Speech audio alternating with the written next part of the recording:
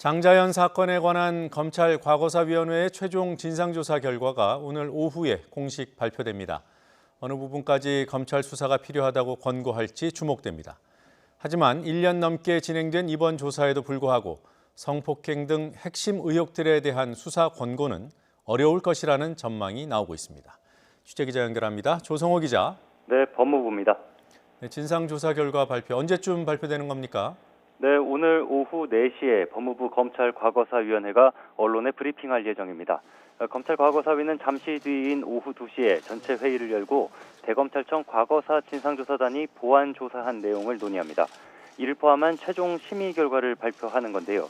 과거사위는 지난주부터 대검 과거사 진상조사단이 지난 13개월 동안 조사한 내용을 토대로 작성한 250쪽 분량의 최종 보고서를 검토해왔습니다.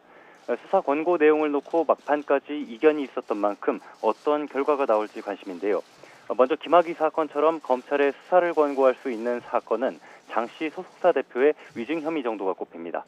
성접대 의혹 등 장자연 사건의 핵심 의혹은 대부분 공소시효가 지났거나 조사 단계에서 권고까지 할 만한 관련 증거를 확보하지 못한 걸로 전해집니다. 장자연 사건을 조사한 대검 진상조사단은 앞서 수차례 활동 기한을 연장하면서 1년 넘게 사건을 조사했습니다. 문재인 대통령까지도 직접 나서 철저한 진상규명을 지시하기도 했는데요. 대검 과거사 진상조사단은 사건의 공소시효와 상관없이 지난 10년 동안 제기된 의혹들에 대해 조사 기한을 연장하면서까지 확인 작업을 벌여온 겁니다. 조선일보 일과 관련 의혹 등에 대해 참고인만 80여 명을 조사한 것으로 알려졌는데요. 과거 검경 수사 과정에서 조선일보 사주 일가와 관련한 수사 외압 정황이나 술자리에 누가 참석했었냐 등은 일부 사실관계는 확인한 것으로 전해졌습니다. 하지만 정작 강요된 접대나 성폭행이 있었다는 핵심 정황을 확인하지 못했고 공소시효 문제로 재수사 권고에 포함하긴 어려울 거라는 전망이 나옵니다. 고 장자연 씨를 둘러싼 의혹은 장 씨가 지난 2009년 극단적인 선택을 한 뒤 발견된 자필 문건에서 시작됐습니다.